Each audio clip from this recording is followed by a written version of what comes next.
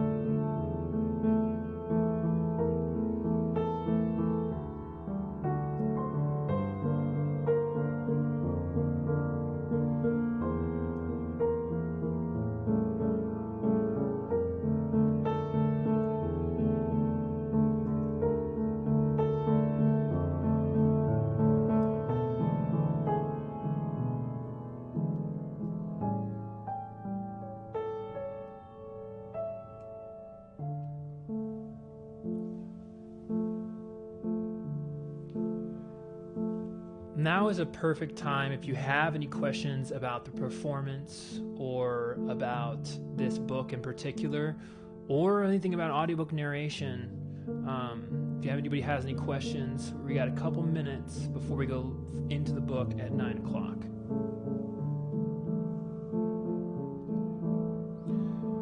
I am reading from the original 1843 text of the Charles Dickens novel, A Christmas Carol. Original improvised track by Christian. We had a lot of fun earlier in the week doing Stave 1. One of the cool things about this version of the book is it has a pretty in-depth character descriptions for each character. So in this next stave, the first of three spirits, we're going to be introduced, Scrooge is going to be introduced to the ghost of Christmas past. And I wanted to read from the character description of the ghost of Christmas past because I thought this was pretty interesting.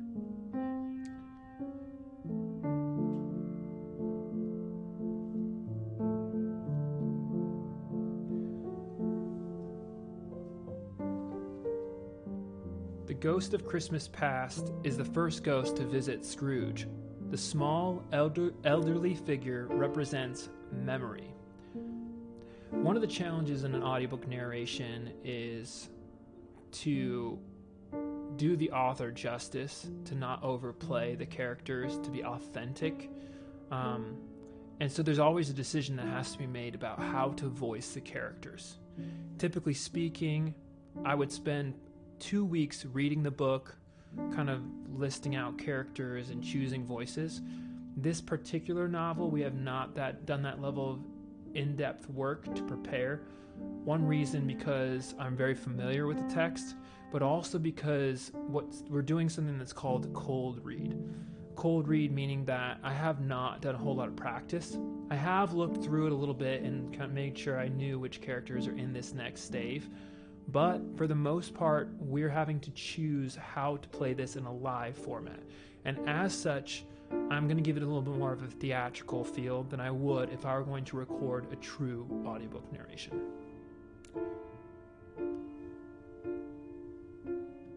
Christian, we looking all good over there? How are we doing on time?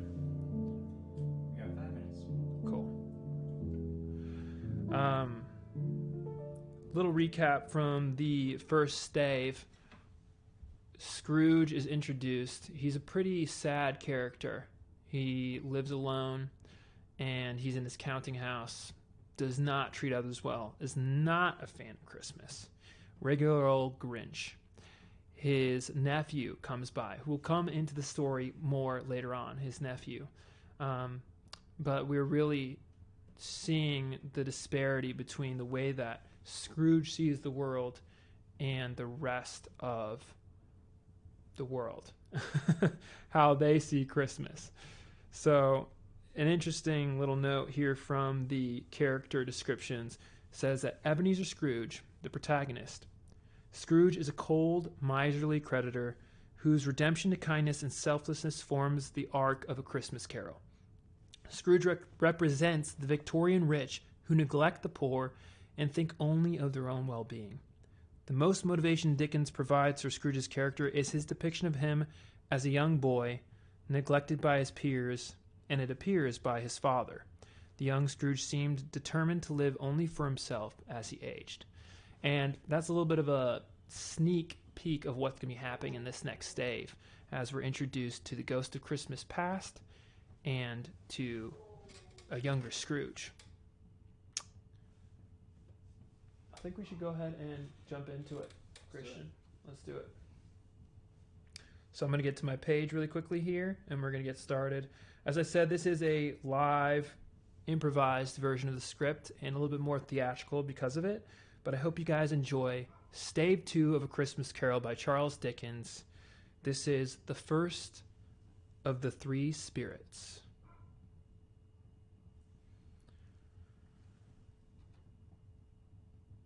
When Scrooge awoke, it was so dark that looking out of bed, he could scarcely distinguish the transparent window from the opaque wall of his chamber. He was devouring to pierce the darkness with his ferret eyes when the chimes of a neighboring church struck the 4 quarters, so he listened for the hour. To his great astonishment, the heavy bell went on from 6 to 7, and from 7 to 8, and regularly up to 12, then stopped. 12? It was past 2 when he went to bed. The clock was wrong. An icicle must have got into the works. 12. He touched the spring of his repeater to correct this most preposterous clock. Its rapid little pulse beat 12, and stopped. "Why, it isn't possible," said Scrooge, "that I can have slept through a whole day and fallen into another night. It isn't possible that anything has happened to the sun and it is 12 at noon." The idea being an alarming one, he scrambled out of bed and groped his way to the window. He was obliged to rub the frost off with the sleeve of his dressing gown before he could see anything, and could see very little then. All he could make out was that it was still very foggy and extremely cold, and that there was no noise of people running to and fro and making a stir, as there unquestionably would have been if night had beaten off bright day, and taken possession of the world. This was a great relief, because 3 days after sight of this first of exchange, pay to Mr. Ebenezer Scrooge or his order, and so forth, would have become a mere United States security if there were no days to count by. Scrooge went to bed again, and thought, and thought, and thought it over and over, and could make nothing of it. The more he thought, the more perplexed he was, and the more he endeavored not to think, the more he thought. Marley's ghost bothered him exceedingly. Every time he resolved within himself, after mature inquiry, that it was all a dream, his mind flew back again, like a strong spring released to its first position, and presented the same problem to be worked all through. Was it a dream or not? Scrooge lay in this state until the chime had gone 3/4 more, when he remembered on a sudden that the ghost had warned him of a visitation when the bell tolled 1. He resolved to lie awake until the hour was past, and considering that he could no more go to sleep than go to heaven, this was, perhaps, the wisest resolution in his power. The quarter was so long that he was more than once convinced he must have sunk into a doze unconsciously, and missed the clock. At length it broke upon his listening ear. Ding dong. 1/4 past, said Scrooge, counting. Ding dong. 1/2 past, said Scrooge. Ding dong. 1/4 to it, said Scrooge. Ding dong. The hour itself, said Scrooge triumphantly, and nothing else. He spoke before the hour bell sounded, which it now did with a deep, dull, hollow melancholy. 1. Light flashed up in the room upon the instant, and the curtains of his bed were drawn. The curtains of his bed were drawn aside, I tell you, by a hand. Not the curtains of his feet, nor the curtains at his back, but those to which his face was addressed. The curtains of his bed were drawn aside, and Scrooge, starting up into a half-recumbent attitude, found himself face to face with the unearthly visitor who drew them. As close to it as I am now to you, and I am standing in the spirit at your elbow. It was a strange figure, like a child, yet not so like a child as like an old man, viewed through some supernatural medium which gave him the appearance of having receded from the view, and being diminished to a child's proportions. Its hair, which hung about its neck and down its back, was white, as if with age, and yet the face had not a wrinkle in it, and the tenderest bloom was not on the skin. The arms were very long and muscular, the hands the same, as if its holds were of uncommon strength. Its legs and feet, most delicately formed, were, like those upper members, bare. It wore a tunic of the purest white, and round its waist was bound a lustrous belt, the sheen of which was beautiful. It held a branch of fresh green holly in its hand, and in singular contradiction of that wintry emblem, had its dress trimmed with summer flowers. But the strangest thing about it was, that from the crown of its head there sprang a bright, clear jet of light, by which all this was visible, and which was doubtless the occasion of its using, in its duller moments, a great extinguisher for a cap, which it now held under its arm. Even this, though, when Scrooge looked at it with increasing steadiness, was not its strangest quality, for as its belt sparkled and glittered, now in one part and now in another, and was light one instant and another time was dark, so the figure itself fluctuated in its distinctness, being now a thing with one arm, now with one leg, now with 20 legs, now a pair of legs without a head, now a head without a body, of which dissolving parts no outline would be visible in the dense gloom wherein they melted away. And in the very wonder of this, it would be itself again, distinct and clear as ever. "Are you the spirit, sir, whose coming was foretold to me?" asked Scrooge. "I am." The voice was soft and gentle, singularly low, as if instead of being so close behind him, it were at a distance. "Who and what are you?" Scrooge demanded. "I am the ghost of Christmas past." "Long past?" inquired Scrooge, observant of its dwarfish stature. "No, your past." Perhaps Scrooge could not have told anybody why, if anybody could have asked him, but he had a special desire to see the spirit in his cap, and begged him to be covered. "What?"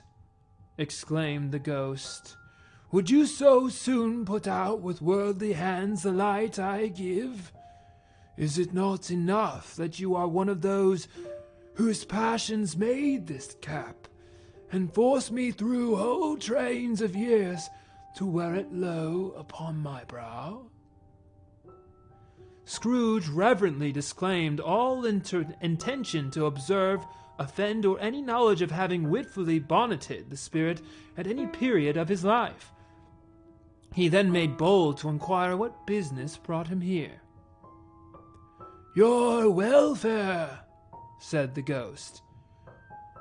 Scrooge expressed himself much obliged, but could not help thinking that a night of unbroken rest would have been more conducive to that end. The spirit must have heard him thinking, for it said immediately, "Your reclamation, then. Take heed." It put out its strong hand as it spoke, and clasped him gently by the arm. "Rise, and walk with me." It would have been vain for Scrooge to plead that the weather and the hour were not adapted to pedestrian purposes, that bed was warm and the thermometer a long way below freezing, that he was clad but lightly in his slippers, dressing gown, and nightcap, and that he had a cold upon him at that time. The grasp, though gentle as a woman's hand, was not to be resisted. He rose, but finding that the spirit made towards the window, clasped its robe in supplication.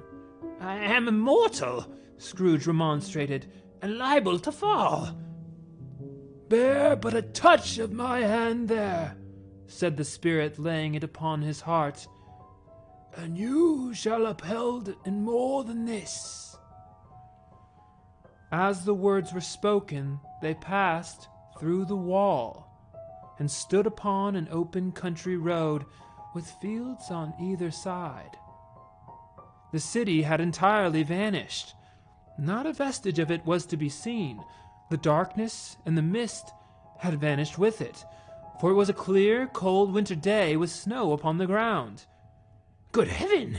said Scrooge, clasping his hands together as he looked about him. "I was bred in this place. I was a boy here." The spirit gazed upon him mildly. Its gentle touch, though it had been light and instantaneous, appeared still present to the old man's sense of feeling. He was conscious of 1,000 odors floating in the air, each one connected with 1,000 thoughts and hopes and joys and cares long, long forgotten. "Your lips is trembling," said the ghost. "And what is that upon your cheek?" Scrooge muttered, with an unusual catching in his voice, that it was a pimple, and begged the ghost to lead him where he would. "You recollect the way?" inquired the spirit. "Remember it?" cried Scrooge with fervor. "I could walk it blindfold." "Strange to have forgotten it for so many years," observed the ghost. Let us go on." They walked along the road, Scrooge recognizing every gate and post and tree, until a little market town appeared in the distance, with its bridge, its church, and winding river. Some shaggy ponies now were seen trotting towards them with boys upon their backs, who walked to other boys in country gigs and carts, driven by farmers. All these boys were in great spirits, and shouted to each other until the broad fields were so full of merry music that the crisp air laughed to hear it.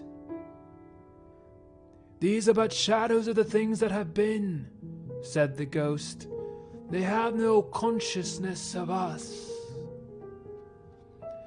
The jocund travelers came on, and as they came, Scrooge knew and named them, every one. Why was he rejoiced beyond all bounds to see them? Why did his cold eye glisten and his heart leap up as they went past? Why was he filled with gladness when he heard them give each other Merry Christmas as they parted at crossroads and byways for their several homes? What was Merry Christmas to Scrooge? Out upon Merry Christmas, what good had it ever done him? "The school is not quite deserted," said the ghost.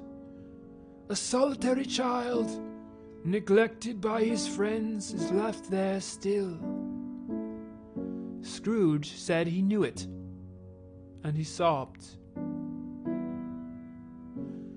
They left the high road by a well-remembered lane, and soon approached a mansion of dull red brick, with a little weathercock-surmounted cupola on the roof, and a bell hanging in it. It was a large house, but one of broken fortunes, for the spacious offices were little used, their walls were damp and mossy, their windows broken and their gates decayed. Fowls clucked and strutted in the stables, and the coach houses and sheds were overrun with grass. Nor was it more retentive of its ancient state within, for entering the dreary hall and glancing through the open doors of many rooms, they found them poorly furnished, cold and vast. There was an earthy savor in the air, a chilly barrenness in the place, which associated itself somehow with too much getting up by candlelight and not too much to eat. They went, the ghost and Scrooge, across the hall to a door at the back of the house. It opened before them and disclosed a long, bare, melancholy room, made barer still by lines of plain deal forms and desks. At one of these, a lonely boy was reading near a feeble fire, and Scrooge sat down upon a form and wept to see his poor forgotten self as he had used to be. Not a latent echo in the house, not a squeak and scuffle from the mice behind the paneling, not a drip from the half-thawed waterspout in the dull yard behind, not a sigh among the leafless boughs of one despondent poplar, not the idle swinging of an empty storehouse door, no, not a clicking in the fire, but fell upon the heart of Scrooge with softening influence and gave a freer passage to his tears.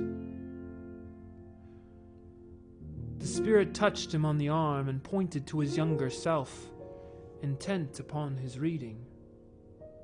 Suddenly a man in foreign garments, wonderfully real and distinct to look at, stood outside the window, with an axe stuck in his belt, and leading by the bridle an ass laden with wood. "Why, it's Ali Baba!" Scrooge exclaimed in ecstasy. "It's dear old honest Ali Baba! Yes, I know. One Christmas time, when yonder solitary child was left here all alone, he did come, for the first time, just like that." "Poor boy. And Valentine," said Scrooge. "And his wild brother Orson. There they go. And what's his name, who was put down in his drawers, asleep at the gates of Damascus? Don't you see him? And the Sultan's groom turned upside down by the guinea. There he is upon his head. Serve him right, I'm glad of it. What business had he to be married to the princess? To hear Scrooge expending all the earnestness of his nature on such subjects, in a most extraordinary voice between laughter and crying, and to see his heightened and excited face, would have been a surprise to his business friends in the city indeed. There's the parrot, cried Scrooge. Green body and yellow tail, with a thing like a lettuce growing out the top of its head. There he is. Poor Robinson Crusoe, he called him, when he came home again after sailing round the island. Poor Robinson Crusoe. Where have you been, Robinson Crusoe? The man thought he was dreaming, but he wasn't. It was the parrot, you know. There goes Friday, running for his life to the little creek. Hello, hoop, hello. Then, with a rapidity of transition very foreign to his usual character, he said in pity for his former self, "Poor boy," and cried again. "I wish," Scrooge muttered, putting his hand in his pocket and looking about him after drying his eyes with his cuff. "But it's too late now." "What is the matter?" asked the spirit. Nothing," said Scrooge. "Nothing. There was a boy singing a Christmas carol at my door last night. I should like to have given him something, that's all." The ghost smiled thoughtfully and waved its hand, saying as it did so, "Let us see another Christmas." Scrooge's former self grew larger at the words, and the room became a little darker and more dirty. The panels shrunk, the windows cracked, fragments of plaster fell out of the ceiling, and the naked laths were shown instead. But how all this was brought about, Scrooge knew no more than you do. He only knew that it was quite correct, that everything had happened so that there he was, alone again, when all the other boys had gone home for the jolly holidays. He was not reading now, but walking up and down despairingly. Scrooge looked at the ghost and, with a mournful shaking of his head, glanced anxiously towards the door. It opened, and a little girl much younger than the boy came darting in, and putting her arms about his neck and often kissing him, addressed him as her "Dear, dear brother." "I have come to bring you home, dear brother," said the child, clasping her tiny hands and bending down to laugh. "To bring you home, home, home." "Home, little Fan?" returned the boy. "Yes," said the child, brimful of glee. "Home for good and all, home for ever and ever. Father is so much kinder than he used to be. That home's like heaven. He spoke so gently to me one dear night, and when I was going to bed, that I was not afraid to ask him once more if you might come home. And he said, yes, you should, and sent me in a coach to bring you. And you're to be a man," said the child, opening her eyes, "and are never to come back here. But first, we're to be together all the Christmas long, and have the merriest time in all the world." "You are quite a woman, little Fan," explained the boy. She clasped her hands and laughed, and tried to touch his head, but being too little, laughed again and stood on tiptoe to embrace him. Then she began to drag him in her childlike eagerness towards the door, and he, nothing loath to go, accompanied her.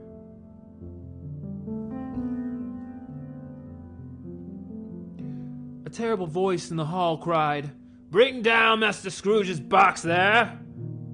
In the hall appeared the schoolmaster himself, who glared on Master Scrooge with a ferocious condescension, and threw him into a dreadful state of mind by shaking hands with him. He then conveyed him and his sister into the veriest old well of shivering best parlor that ever was seen, where the maps upon the wall and the celestial and terrestrial globes in the windows were waxy with cold. Here he produced a decanter of curiously light wine and a block of curiously heavy cake, and administered installments of these dainties to the young people, at the same time sending out a meager servant to offer a glass of something to the postboy, who answered that he thanked the gentleman, but if it was the same tap as he had tasted before, he'd rather not. Master Scrooge's trunk being by this time tied on to the top of the chassis, the children bade the schoolmaster goodbye right willingly, and getting into it, drove gaily down the garden sweep, the quick wheels dashing the hoarfrost and snow from off the dark leaves of the evergreens like spray. Always a delicate creature, whom a breath might have withered, said the ghost. But she had a large heart. So she had, cried Scrooge. You're right. I will not gainsay it, spirit. God forbid. She died a woman, said the ghost, and had, as I think, children. One child, Scrooge returned. True, said the ghost. Your nephew? Scrooge seemed uneasy in his mind and answered briefly, yes. Although they had but that moment left the school behind them, they were now in the busy thoroughfares of a city, now where shadowy passengers passed and repassed, where shadowy carts and coaches battled for the way, and all the strife and tumult of a real city were. It was made plain enough by the dressing of the shops that here too it was Christmas time again, but it was evening, and the streets were lighted up. The ghost stopped at a certain warehouse door and asked Scrooge if he knew it. Know it, said Scrooge. Was I apprentice here? They went in, at sight of an old gentleman in a Welsh wig sitting behind such a high desk that if he had been 2 inches taller, he must have knocked his head against the ceiling. Scrooge cried in great excitement, Why, it's old Fezziwig! Bless his heart, it's Fezziwig! Alive again! Old Fezziwig laid down his pen and looked up at the clock, which pointed to the hour of 7. He rubbed his hands, adjusted his capacious waistcoat, laughed all over himself from his shoes to his organ of benevolence, and called out in a comfortable, oily, rich, fat, jovial voice, You hear there, Ebenezer! Dick! Scrooge's former self, now grown a young man, came briskly in, accompanied by his fellow prentice. Dick Wilkins, to be sure, said Scrooge to the ghost. Bless me, yes, there he is. He was very much attached to me, was Dick. Poor Dick, dear, dear. You hear, boys, said Fezziwig. No more work tonight. Christmas Eve, Dick. Christmas, Ebenezer. Let's have the shutters up, cried old Fezziwig, with a sharp clap of his hands, before a man can say Chuck Robinson. You wouldn't believe how those two fellows went at it. They charged into the street with the shutters, 1, 2, 3, had 'em up in their places, 4, 5, 6, barred 'em and pinned 'em, 7, 8, 9, and came back before you could have got to 12, panting like racehorses. Hilly-ho! cried old Fezziwig, skipping down from the high desk with wonderful agility. Clear away, my lads, and let's have lots of room here. Hey-ho, Dick! Cheer up! Ebenezer! Clear away! There was nothing they wouldn't have cleared away, or couldn't have cleared away, with old Fezziwig looking on. It was done in a minute. Every movable was packed off, as if it were dismissed from public life for evermore. The floor was swept and watered, the lamps were trimmed, fuel was heaped upon the fire, and the warehouse was as snug and warm and dry and bright a ballroom as you would desire to see upon a winter's night. In came a fiddler with a music book, and went up to the lofty desk and made an orchestra of it, and tuned like 50 stomach aches. In came Mrs. Fezziwig, one vast substantial smile. In came the 3 Miss Fezziwigs, beaming and lovable. In came the 6 young followers whose hearts they broke. In came all the young men and women employed in the business. In came the housemaid with her cousin the baker. In came the cook with her brother's particular friend the milkman. In came the boy from over the way, who was suspected of not having board enough from his master, trying to hide himself behind the girl from next door, but one who was proved to have had her ears pulled by her mistress.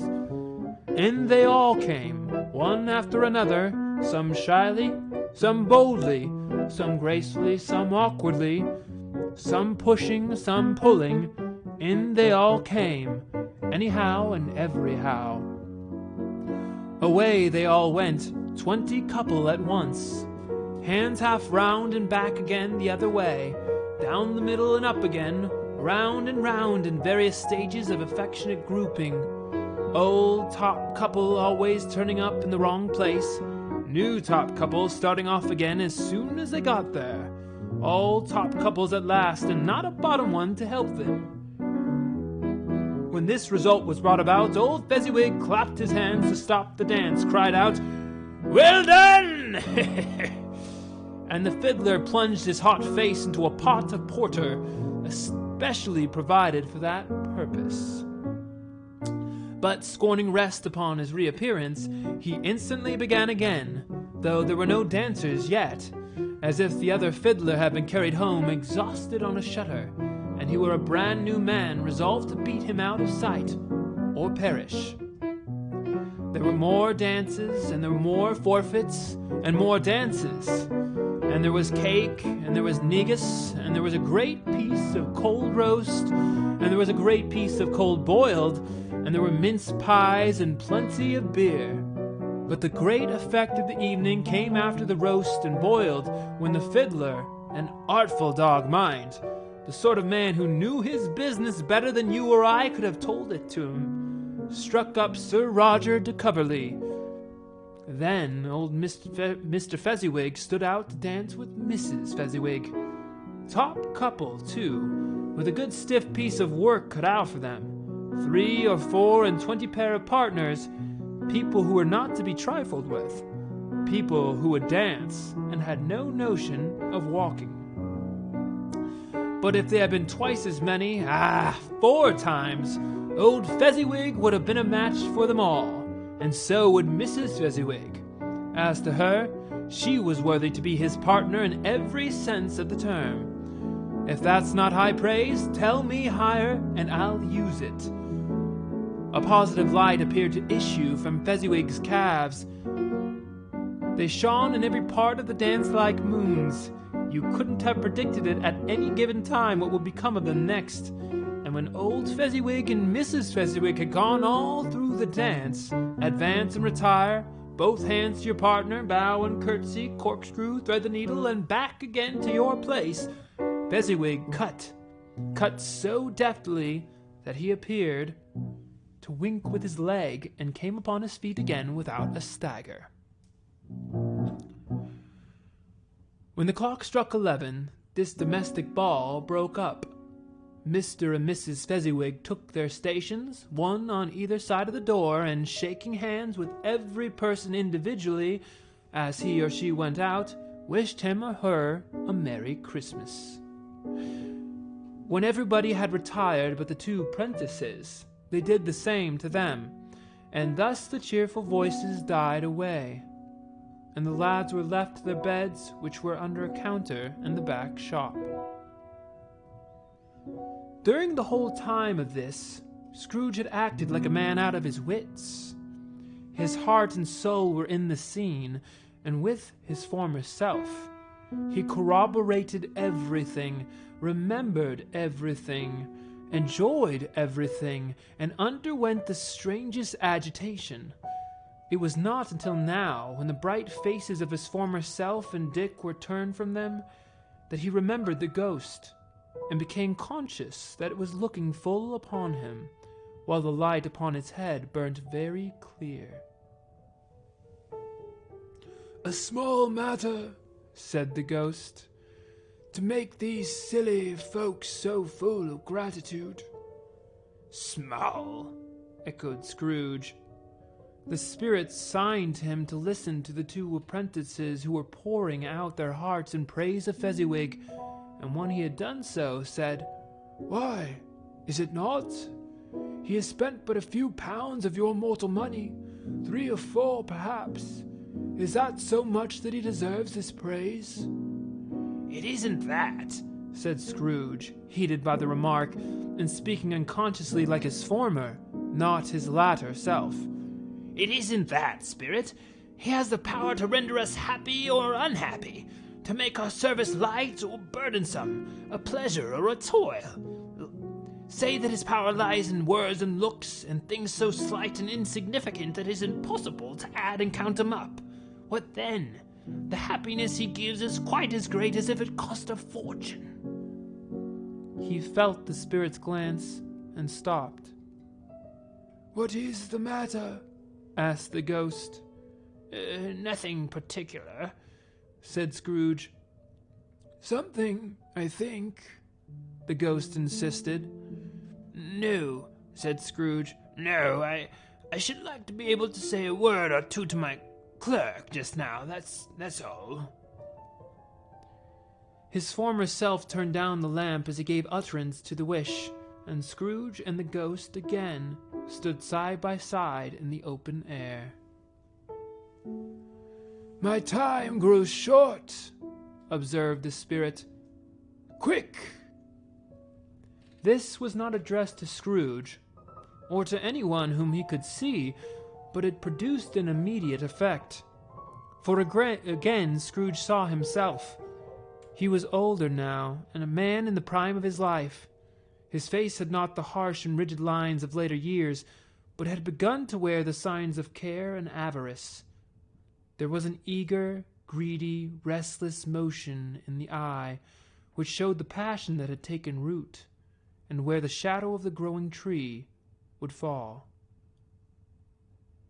He was not alone, but sat by the side of a fair young girl in a morning dress, in whose eyes there were tears, which sparkled in the light that shone out of the ghost of Christmas past. "It matters little," she said softly. "To you, very little.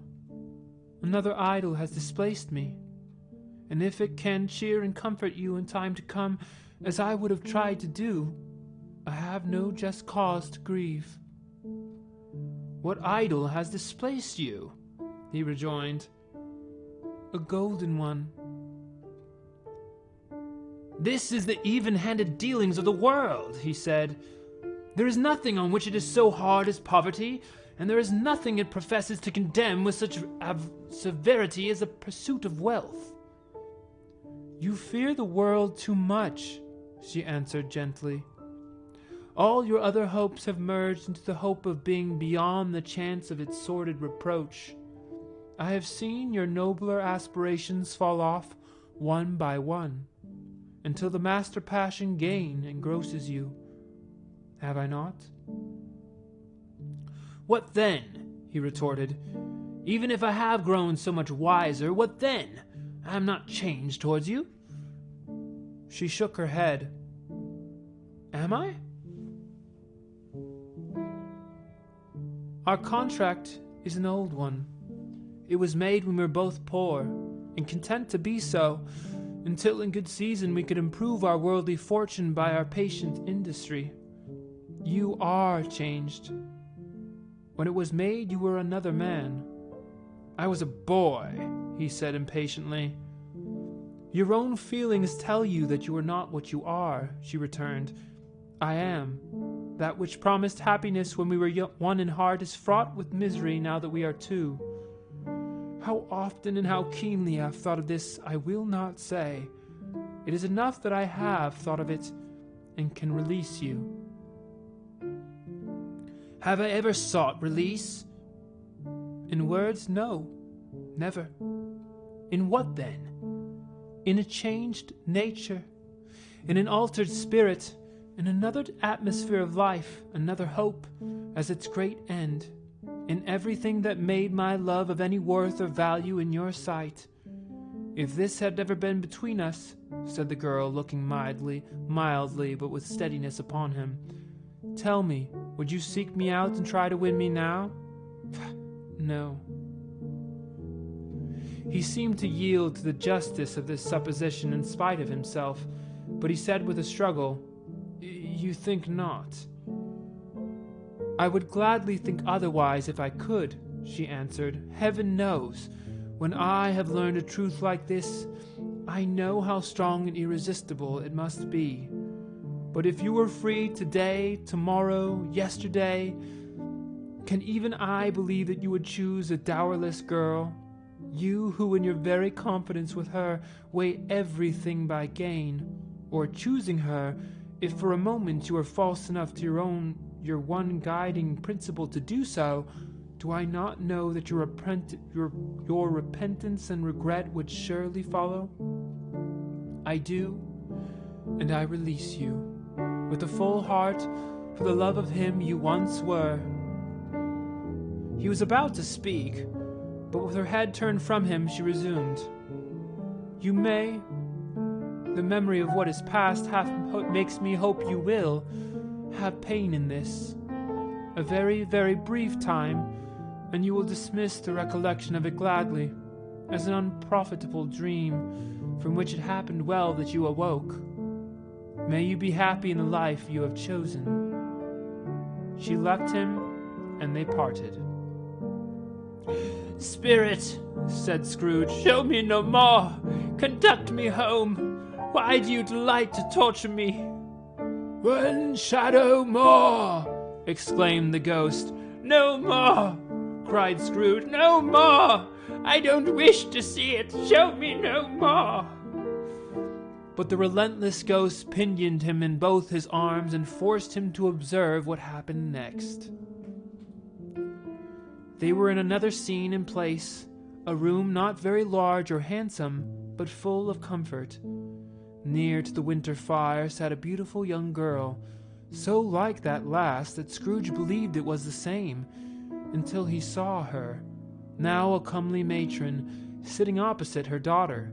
The noise in this room was perfectly tumultuous, for there were more children there than Scrooge in his agitated state of mind could count, and unlike the celebrated herd in the poem, there were not 40 children conducting themselves like one, but every child was conducting itself like 40.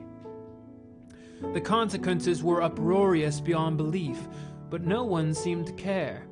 On the contrary, the mother and daughter laughed heartily and enjoyed it very much, and the latter, soon beginning to mingle in the sport, got pillaged by the young brigands most ruthlessly. What would I not have given to be one of them, though I never could have been so rude. No, I wouldn't for the wealth of all the world have crushed that braided hair and torn it down, and for the precious little shoes I wouldn't have plucked it off, God bless my soul, to save my life. As to measuring her waist in sport as I did, bold young brood, I could not have done it. I should have expected my arm to have grown rounded for a punishment, and never come straight again. And yet I should have dearly liked, I own, to have touched her lips, to have questioned her, that she might have opened them, to have looked upon the lashes of her downcast eyes and never raised a blush, to have let loose waves of hair, an inch of which would be a keepsake beyond price. In short, I should have liked, I do confess, to have had the lightest license of a child, and yet to have been man enough to know its value.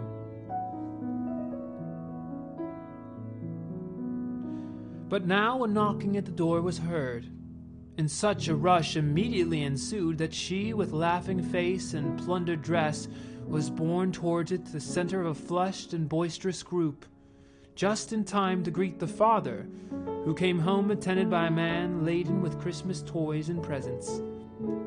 Then the shouting and the struggling and the onslaught that was made on the defenseless porter, the scaling him with chairs for ladders, to dive into his pockets, to spoil him of brown paper parcels, hold on tight by his cravat, hug him round his neck, pummel his back, and kick his legs in irrepressible affection. The shouts of wonder and delight with which the development of every package was received, the terrible announcement that the baby had been taken in the act of putting a doll's frying pan into its mouth, and was more than suspected of having swallowed a fictitious turkey glued on a wooden platter. The immense relief of finding this a false alarm, the joy and gratitude and ecstasy, they are all indescribable alike. It is enough that by the degrees the children and their emotions got out of the parlor, and by one stair at a time up to the top of the house, where they went to bed, and so subsided. And now Scrooge looked on more attentively than ever, when the master of the house, having his daughter leaning fondly on him, sat down with her and her mother at his own fireside, and when he thought that such another creature, quite as graceful and as full of promise, might have called him father, and been a springtime in the haggard winter of his life, his sight grew very dim indeed. "Belle," said the husband, turning to his wife with a smile, "I saw an old friend of yours this afternoon." "Who was it?" "Guess." "How can I? Don't I know?" she added in the same breath, laughing as he laughed. "Mr. Scrooge." "Mr. Scrooge it was. I passed his office window, and as it was not shut up, and he had a candle inside, I could scarcely help seeing him. His partner lies upon the point of death, I hear, and there he sat alone. Quite alone in the world, I do believe." "Spirit," said Scrooge in a broken voice, "remove me from this place." "I told you these were shadows of the things that have been," said the ghost. "That they are what they are, do not blame me." "Remove me!" Scrooge exclaimed. "I cannot bear it." He turned upon the ghost, and seeing that it looked upon him with a face in which in some strange way there were fragments of all the faces it had shown him, wrestled with it. "Leave me! Take me back! Haunt me no longer!" In the struggle, if that can be called a struggle, in which the ghost, with no visible resistance on its own part, was undisturbed by any effort of its adversary, Scrooge observed that its light was burning high and bright, and dimly connecting that with its influence over him, he seized the extinguisher cap, and by a sudden action pressed it down upon its head.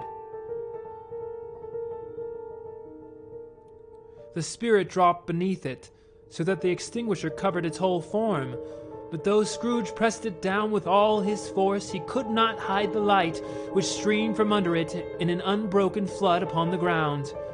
He was conscious of being exhausted and overcome by an irresistible drowsiness, and further, of being in his own bedroom.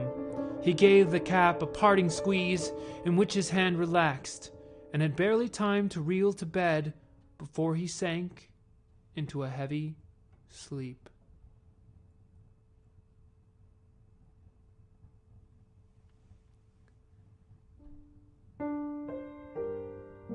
I hope you guys enjoyed Stave 2, the first of 3 spirits. Holy cow, a lot of emotions in that story. That was a lot of fun, and oh my gosh, Christian did such a good job with the music. That was a lot of fun, dude. I hope you guys enjoyed that as much as we did, and Monday we will be airing the 3rd stave of this book. As you may or may not know, there are 5 staves representing 5 musical staffs. That's the structure of this book. So Marley's Ghost was the first stave. Then there was the first of 3 spirits. And coming forward, we're going to meet up with the Ghost of Christmas Present and the Ghost of Christmas Future. And then we're going to have to see what Scrooge is going to decide to do about Christmas. So stick with us. I hope you enjoy this episode, and come back Monday, 9 p.m. Mountain Standard Time for Stave 3.